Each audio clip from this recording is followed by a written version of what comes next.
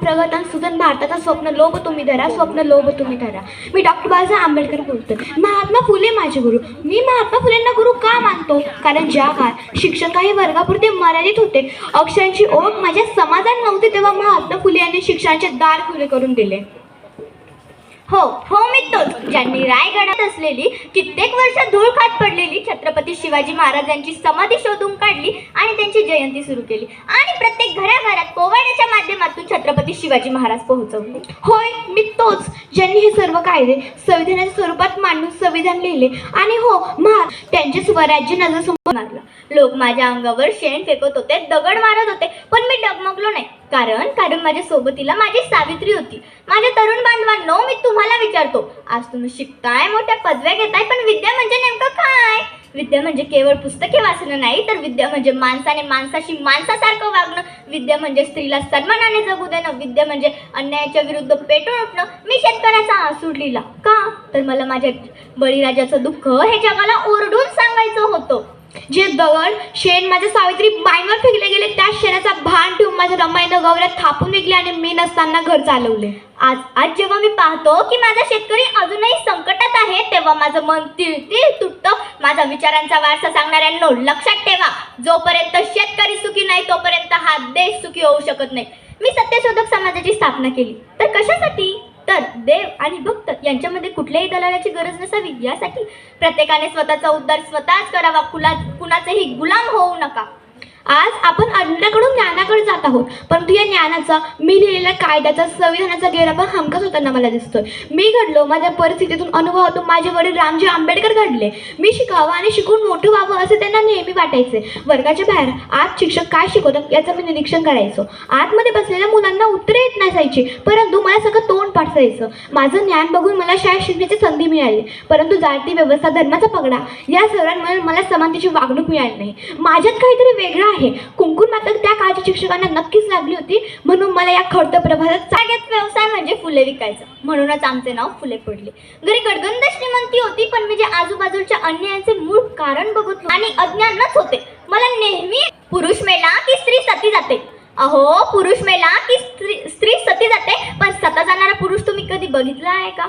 आहे की नाही गंमत? अहो, या पुरुष प्रधान संस्कृतीमध्ये जबाबदारीच्या ओझ्याखाली स्त्रिया अगदी दबून जायच्या. म्हणून मी पहिला महिला वर्ग शिकवण्याचा निर्णय घेतला आणि त्यासाठी मला हवी होती एक महिला शिक्षिका. म्हणून मी पहिले माझ्या सावित्रींना शिक्षित केले. त्या पहिल्या महिला शिक्षिका झाल्या आणि आमची प्रथम शाळा ही भिडेवाड्यात सुरू केली. मी अनुभवातून परिस्थितीतून घडलो, मग शिकलो. मुळात मी मॅट्रिक पास झाल्यावर सर्वांना खूप आनंद झाला. मला या ठिकाणी एक गोष्ट सांगायची आहे. जेव्हा डॉक्टर बाबासाहेब आंबेडकर परदेशात शिकायला गेले, तेव्हा त्यांचं शिक्षण पूर्ण झालं, ते भारतात परतणार होते, तेव्हा छत्रपती राजर्षी शाहू महाराजांनी त्यांच्या सरदारांना येणार आहे त्यांच्यासाठी टांगा पाठवा. परंतु त्यांच्या सरदारांना वाटले ते तर खालच्या जातीचे आहेत, म्हणून कशाला जायचे, म्हणून ते गेलेच नाही. जेव्हा डॉक्टर बाबासाहेब आंबेडकर स्टेशनवर उतरले, तेव्हा त्यांनी खूप घरे फिरली, अनाथाश्रम पाहिली, परंतु ते खालच्या जातीचे असल्याने त्यांना कोणी जाता येईल नाही. शेवटी त्यांना त्यांचे नावच बदलावे लागले. तरीही त्यांच्या कपड्यांवरून व त्यांच्या बोलण्यावरून कळाले की ते खालच्या जातीचे आहेत. हे आपल्यासाठी लक्षात घेण्याची गोष्ट आहे की डॉक्टर बाबासाहेब आंबेडकर म्हणतात, मी शिकलो तरी माझ्या परिस्थितीमधून मी 18 तास अभ्यास करायचो. जेव्हा साल 1890 महात्मा ज्योतिराव फुले यांना अर्धांगवायू झाल्याने त्यांचे निधन झाले होते, त्यानंतर एक प्लेग नावाचा रोग फार पसरला होता. अशा संकट काळात सावित्रीमाई आणि त्यांचा मुलगा डॉक्टर यशवंत यांनी फार लोकांना वाचवले. पण सावित्रीमाई या त्यांच्या सोबतीला राहत असल्याने त्यांनाही तो रोग झाला आणि त्यांचे निधन झाले. त्यापुढे त्यांची सून आणि नात त्यांना त्यांचा उदरनिर्वाह करण्यासाठी पैशाची गरज पडली, पण कोणीही त्यांची मदत केली नाही. त्यानंतर त्यांनी महात्मा ज्योतिराव फुले यांनी लिहिलेली पुस्तके त्यांना विकावी लागली आणि त्यांचा उदरनिर्वाह करावा लागला. तरीही त्यांची गरज भागली नाही. तेव्हा त्यांनी त्यांचा तो फुलेवाडा हा 150 रुपयांत विकला आणि त्यांचे उदरनिर्वाह केले. आपल्यासाठी विचार करण्याची गोष्ट आहे होय. अहो, ज्या माणसाने आपल्या मुलींसाठी, दीनदलितांच्या सुरक्षेसाठी इतकं सगळं केलं, आपण त्यांच्याच पुढच्या पिढीला बघत नाहीये. मला तर हा प्रश्न पडतो, आई वडिलांनी कधी जात शिकवलं नाही. मी शाळेत शिकत असताना माझ्या मित्रमैत्रिणींमध्ये कधी जात आणले. मला माहीत नाही जात कुठून आली आणि कशी निर्माण झाली. फक्त एवढं माहीत आहे, जी कधीच जात नाही ती जात, आपल्याला आपल्यामध्ये लढायला लावते ती जात, माणसांना माणसांतून उतरवते ती जात, आणि वरून आम्हाला प्रश्न विचारतात, मला सांगा, तुमच्या घरात डॉक्टर बाबासाहेब आंबेडकरांचा फोटो आहे का? तुम्ही त्यांना मानतात का? आणि मानत असाल तर तुम्ही बौद्ध. आता मला सांगा, बाबासाहेब आंबेडकरांना मानण्यासाठी बौद्ध असावं लागत नाही, तर बुद्धी असावी लागते. म्हणून नेहमी लक्षात ठेवा, स्वधर्म स्वजातीचा आदर करा, परंतु दुसऱ्या कोणत्याच जातीचा द्वेष करू नका.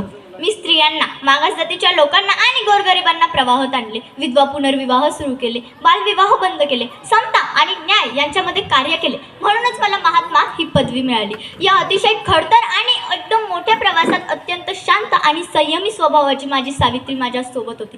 तिनेही समाजाचा रोष पत्करून आज तुम्ही ज्या मोठ्या पदावर आहात, तुम्ही जो मोकळा श्वास घेत आहात, त्यासाठी ज्ञानाचे द्वार खुले करून देणारी तीच ती ज्ञानाची ज्ञानज्योती सावित्रीबाई फुले. अरे अजूनही कित्येक देशांमध्ये स्त्रियांना पूर्णपणे स्वातंत्र्य मिळालेले नाही, पण माझ्या या भारतामध्ये, माझ्या या महाराष्ट्रामध्ये स्त्रियांना पूर्णपणे स्वातंत्र्य मिळालेले आहे.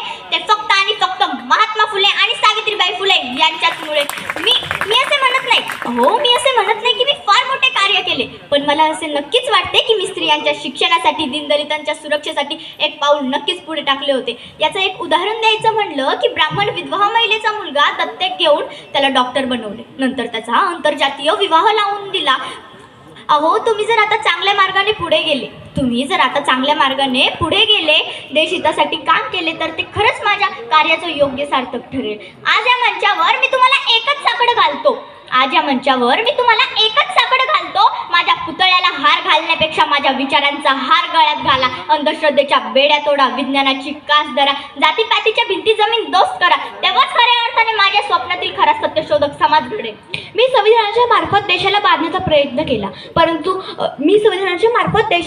प्रयत्न केला. रविवारची सुट्टी, कामाचे तास 8 तास, महिलांना प्रसूतीनंतरची 6 महिन्याची रजा प्राप्त करून दिली, बोनस चालू केला. मला या ठिकाणी एकच विनंती आहे, 2-2.5 लाखाची डिझेल लावण्यापेक्षा वाचनालय उघडा, म्हणजे माझ्या जयंती साजरा करण्याचे समाधान मिळेल. 14 तळ्याचा हुंकार मी आणण्याचा अंत केला. कोट्यवधीच्या जीवनात स्वाभिमानाचा वसंत नेला. जातीपातीच्या भिंती पाडून एक व्हा तुम्ही, माझा विचारांचे वारसदार बना आता तुम्ही. आम्ही मातंगाच्या अण्णाभाऊंना मानतो, कारण ते बौद्ध समाजाच्या डॉक्टर बाबासाहेब आंबेडकरांना गुरु मानत होते. आम्ही बाबासाहेबांना गुरु मानतो, कारण ते माळी समाजाच्या महात्मा फुलेंना गुरु मानत होते. आम्ही महात्मा फुलेंना मानतो, कारण ते मराठा समाजाच्या छत्रपती शिवाजी महाराजांना गुरु मानत होते.